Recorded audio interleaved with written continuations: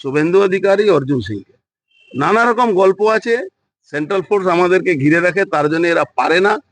এই জন্যে যে কোনো কেমিক্যাল রাশিয়া থেকে আনিয়ে একটা বড় ঘটনা করানো একটা চেষ্টা চলছে।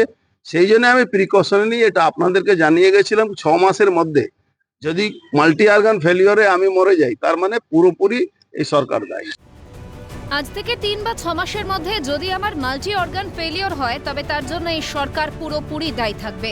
বৃহস্পতিবার টেন্ডার দুর্নীতি মামলায় সিআইডির জিজ্ঞাসাবাদের মুখোমুখি হওয়ার পর নিজের শারীরিক পরিস্থিতি নিয়ে এমনই আশঙ্কা প্রকাশ করেছিলেন ব্যারাকপুরের প্রাক্তন সাংসদ তথা বিজেপি নেতা অর্জুন সিং।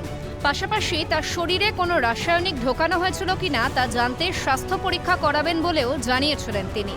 অর্জুনের এমন বিস্ফোরক মন্তব্যে তোলপাড় হয় রাজ্য রাজনীতি।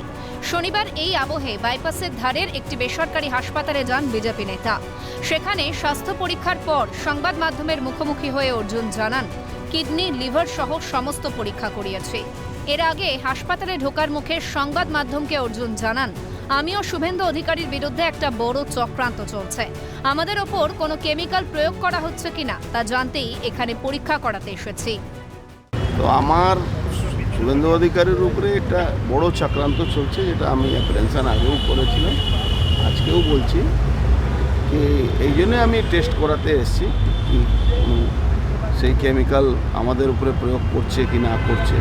কেন আপনি জানেন আমাদের যে সেন্ট্রাল ফোর্স যেভাবে ঘিরে রাখে, কিন্তু তা সত্ত্বেও কতবার অ্যাট্যাক হলো। আর তারপরে বারবার যেখানে কোর্টে বলা হচ্ছে কি ভিজুয়াল নেওয়া যেতে পারে, আপনি ইন্টারোগেশন ভিজুয়ালও করতে পারেন যখন কোর্টে ভিজুয়াল সব কিছু চলছে, তো সেটা না মেনে ওদের ওখানে যেতেই হবে। এই প্ল্যানিংটা একটা গন্ধ পেয়ে আমি এই অ্যাপ্রিহেনশনটা করি। যদিও বিষয়টি নিয়ে অর্জুন সিংকে বিদতে ছাড়েনি ঘাসফুট শিবির।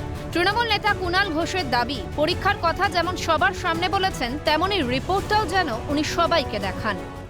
যে পরীক্ষাটা উনি করাতে গেছিলেন, যে কোনো কেমিক্যাল রিয়াকশান তার হচ্ছে কি না, বা সেদিনকে কোনো কেমিক্যাল কিছু এমন কিছু হয়েছিল কি না, পরীক্ষাটা যখন সকলের সামনে বলেছেন, রিপোর্ট যেটা আসবে সেইটাকে একটু দেখিয়ে দিন না, তারপর একটু অর্জুন সিংকে গিয়ে প্রশ্ন করুন যে রিপোর্টে কিছু নেই কেন।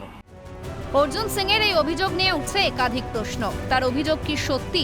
কোন তথ্যের ভিত্তিতে এমন বিস্ফোরক অভিযোগ অর্জুনের? প্রশ্ন রাজনৈতিক মহলের একাংশে।